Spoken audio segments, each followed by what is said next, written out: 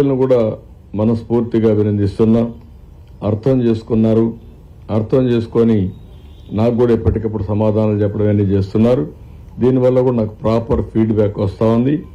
నేను వ్యాంబే కాలనీకి పోతే ఫుడ్ సరిగా లేదని చెప్పంటే మా వాళ్ళకి చెప్పి అవి టైటన్ చేయమన్నాం. ఈ విధంగా మొత్తం అన్ని సచివాలయాల్లో వచ్చే ఇన్ఫర్మేషన్ తీసుకొని ముందుకు పోతున్నాం. కొన్ని ప్రాంతాల్లో ఫుడ్ అయితే సరిపోతుంది, ఇంకా మీరు కానీ నిత్యావసర వస్తువులు కానీ నీళ్లు కానీ ఇస్తే మేమే వంట చేసుకుంటాను కూడా కొన్ని దగ్గర నుంచి ఫీడ్బ్యాక్ వస్తూ ఉంది. అది కూడా వ్యూలో పెట్టుకుంటాం.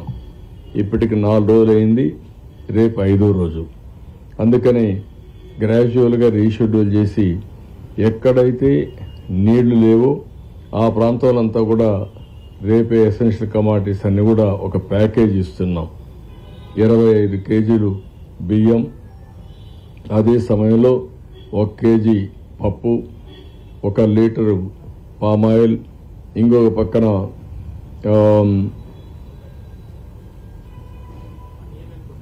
పొటాటో 2 కేజీలు, టొమాటో ఆనియన్ 2 కేజీలు ఇస్తున్నాం. ఇవి ఒక ప్యాకేజీ కింద. చక్కెర 1 కేజీ ఇస్తున్నాం.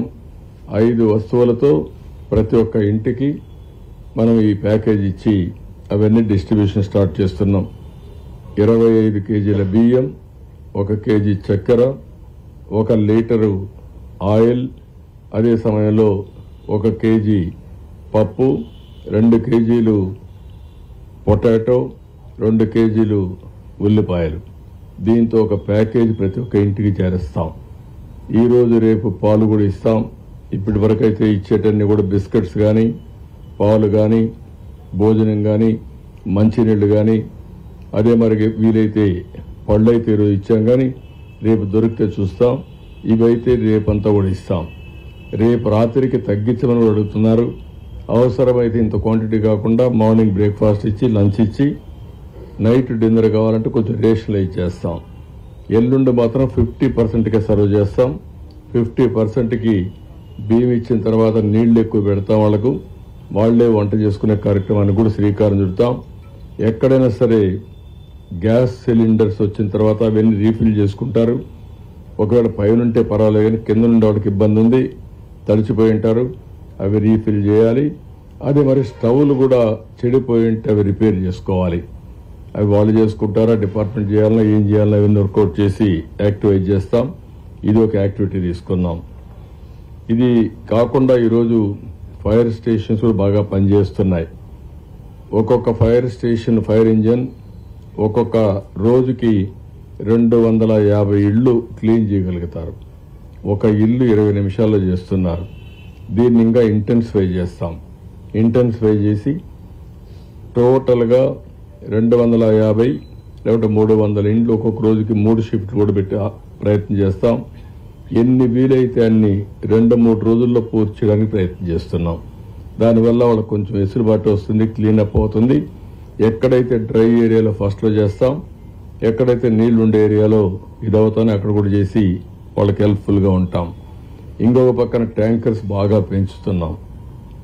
ట్యాంకర్స్ అన్ని పెంచి ఎక్కడా ఇబ్బంది లేకుండా మంచినీళ్ళ కోసం అన్ని ప్రయత్నాలు చేస్తున్నాం. అదే సమయంలో వాటర్లో కూడా నీళ్లన్నీ మినరల్ వాటర్ కూడా మ్యాక్సిమం సరఫరా చేస్తున్నాం. అది కూడా ఇస్తాం. ఇది కాకుండా టెలికమ్యూనికేషన్ కనెక్టివిటీ పర్ఫెక్ట్గా చేయాలనుకున్నాం. అందరికీ చెప్పాం. అన్ని టవర్లన్నీ కూడా వాళ్ళంతా కూడా అప్గ్రేడ్ చేసుకోవాలి, కనెక్టివిటీ కింద ముందుకు పోవాలి. అది కూడా చేయమని చెప్పి చాలా స్పష్టంగా చెప్పాం. ఇది ఈరోజు మీరు చూస్తే ఏదైతే కరెంటు విషయంలో రాత్రికే చాలా ప్లేస్లో కరెంట్ వచ్చింది. రేపు మార్నింగ్ ఇంకా మ్యాక్సిమం ఇవ్వగలిగినంత ఇస్తాం. ఏది కొద్ది ప్రాంతాలు తప్ప మిగిలిన ప్రాంతాలన్నీ రేపు ఈవినింగ్ రెస్టోర్ చేయడానికి ప్రయత్నం చేస్తున్నాం. డ్రింకింగ్ వాటర్ కూడా నేను ఒకటే చెప్పాను, రేపు సాయంత్రానికి కానీ ఎల్లుండి మార్నింగ్ కానీ మెట్రో వాటర్ వర్క్స్ కింద మొత్తం ఏవైతే వాటర్ స్కీమ్స్ ఉన్నాయో అవన్నీ ఆన్ చేస్తారు. ఒక 2-3 రోజులు మాత్రం ఆ నీళ్లు వంట చేయడానికి, తాగడానికి పనికిరావు. మొత్తం ఫ్లష్ అవుట్ కావాల్సిన అవసరం ఉంది. బురద నీళ్లుంటే అన్ని తీసేయాలి. అవి క్లీన్ అయ్యే వరకు జాగ్రత్తగా ఉండాలి. తర్వాత వాడుకునే అవకాశం వస్తుంది. అది ఎప్పటికప్పుడు గైడెన్స్ ఇస్తాం. ఓవరాల్గా ఇంకొక పక్కన పెద్ద ఎత్తున క్లీనింగ్ కోసం వెహికల్స్ పెట్టాం. డెబ్రీస్, ఎందుకంటే ప్రతి ఒక్క షాప్లో పెద్ద ఎత్తున కుళ్ళిపోయిన వస్తువులు కానీ తడిచిపోయిన వస్తువులు కానీ అవన్నీ వచ్చే అవకాశం ఉంది. అవన్నీ రోడ్డు మీద వేస్తారు. ఈరోజు నేను చూశాను, చాలా వరకు రోడ్డు మీద వేసే పరిస్థితి వచ్చారు. పెద్ద ఎత్తున వెహికల్స్ పెట్టి అవన్నీ కూడా క్లీన్ చేసే బాధ్యత వాళ్ళకి అప్పచెప్పాం. కాబట్టి ఇవన్నీ కూడా ఎక్కడికక్కడ ఏ చిన్న ప్రయత్నం కూడా లోపం లేకుండా ఎన్ని విధాలు ఆలోచించాలో అన్ని విధాలు ఆలోచించి వాళ్ళని రివైవ్ చేయడం కోసం అన్ని విధాల ప్రయత్నం చేస్తున్నాం.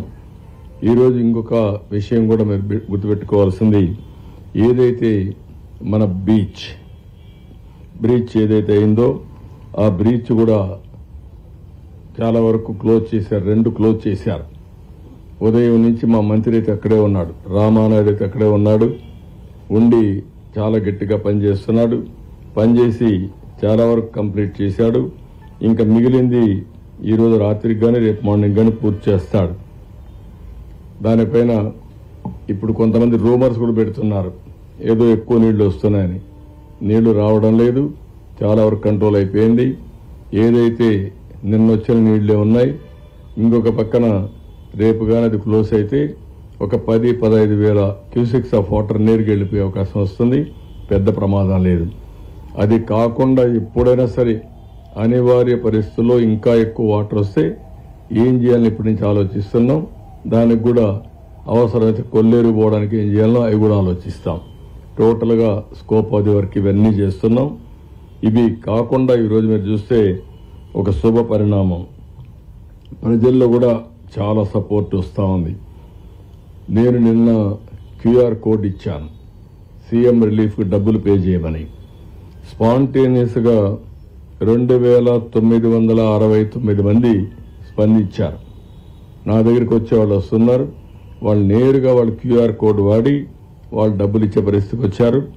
ఒక రోజులో 99,25,212 రూపాయలు డిపాజిట్ చేశారు. అంటే 1 కోటి రూపాయలు స్వచ్ఛందంగా డిపాజిట్ చేశారు. అందులో కూడా లెస్ దెన్ 1000 రూపీస్, 1000 రూపాయల కంటే తక్కువ 1528 మంది పే చేశారు. వీళ్ళే 3,28,121 రూపాయలు వీళ్ళు పే చేశారు. ఇంకో పక్క 1000, 10,000, 1169 పే చేశారు.